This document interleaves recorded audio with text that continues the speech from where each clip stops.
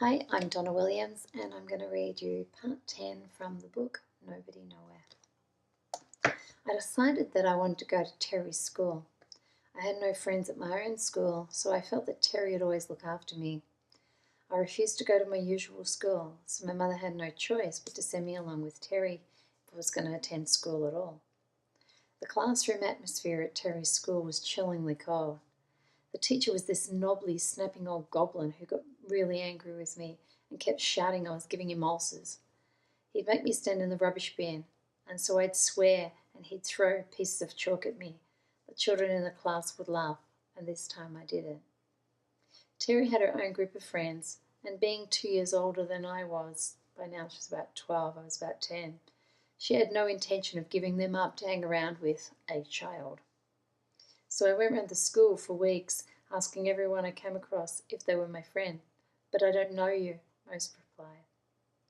Eventually I gave up and sat in a corner of the school grounds against the back fence.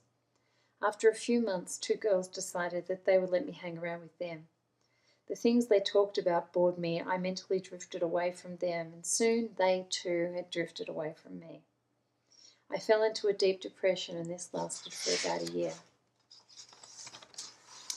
I returned to my old school, but now I hung around on the outside of the groups, any groups that tried to involve me.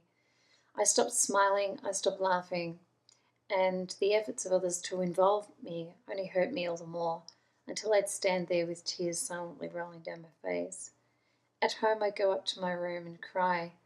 I just wanted to die. Terry came round to the house sporadically, and sometimes I'd go around there, but I was becoming more and more distant and finding it harder and harder to relate. I began to walk around the house like something returned from the dead. My shoulders were hunched, my head was bent. I was looking at my feet wherever I went. And people had asked me what was wrong. I'd paint a smile across my face and try and impersonate my version of happy. At this point, I was as fragile as I'd ever been. If I'd received a lot of love and attention at that point, I would probably have thought it was going to kill me. My mother tried in the only way she knew. She bought things. She began to bring me home pot plants. I'd look at them and wonder, why? She brought me home a budgerigar. That she got this at the market at the pet shop, and she told me it was a spastic and that wouldn't live long, and she thought I might like to have it until it died. It was deformed. Its wings seemed somehow kind of back the front, and it couldn't fly, it could only hop, and like she said, it died a few weeks later. She brought me home the prettiest thing that I'd ever had. It was this mother-of-pearl china dish with a matching lid, and upon it had this angel gazing into space. She brought me a doll's pram, and I ventured outside my room with it, dragging it repeatedly up and down the stairs, without much interest in what I was doing. I was acting normal, wasn't I? My mother didn't think so. Furious, she came storming up the stairs, and I stood watching her, terrified. She picked up the lid to the coloured china dish and smashed it on the floor. The angel lay scattered in pieces. My mother spat out the words. I was to be locked in the room without anything but bread and water until she decided when I could come out. She left, slamming the door near off its hinges. As if to prove the point, she returned with a jug of water and a glass, and I lay face down on the purple-coloured bed in the violently purple-coloured room and screamed into the pillow, drowning out all the noise around me. My mother left without closing the door. I knew my father had come home, and I'd been listening to the noises downstairs. I figured they were talking about me. I knew my father would feel sorry for me.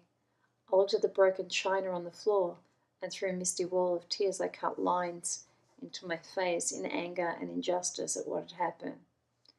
I'd cut my cheeks, my forehead and my chin. I had nothing to lose, so I walked downstairs to make my silent statement. "Oh my God," said my mother, like some slow, deliberate line from a horror film. "She's fucking mad." And the look on her face was one of complete shock rather than concern.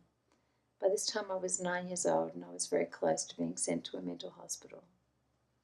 Inside my head, what I was doing was completely sane. I didn't know how to cry out for understanding. I was lost, I was trapped, and I was making a statement.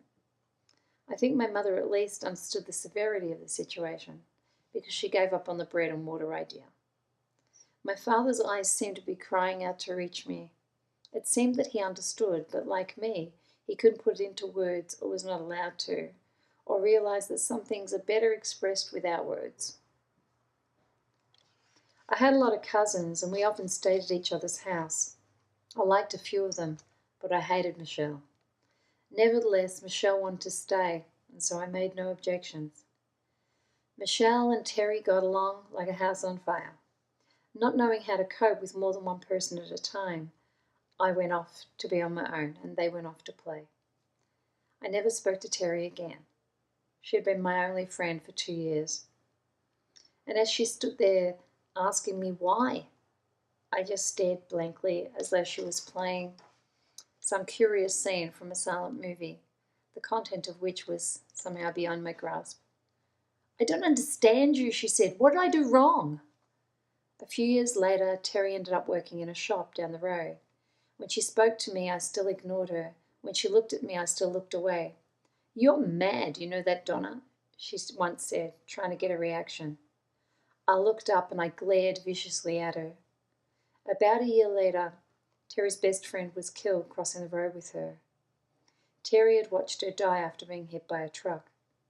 And so when Terry came round to the house and told my mother, I had stood by nearby listening. She was reaching out for a desperately needed friend, and I hadn't yet found out how to give second chances or try again. So I ignored her. 10 years later, trying to piece together the pieces of my life, I arrived on Terry's doorstep. She greeted me and offered me her friendship, as though the 10 years of silence had made no difference. She said, "You were the strangest person. I've never met anyone who ever did that. One day you were talking to me, and the next it was as though we'd never been friends." And she never knew how much sometimes I really needed her, or how important it was for me to close her out. And I never told her.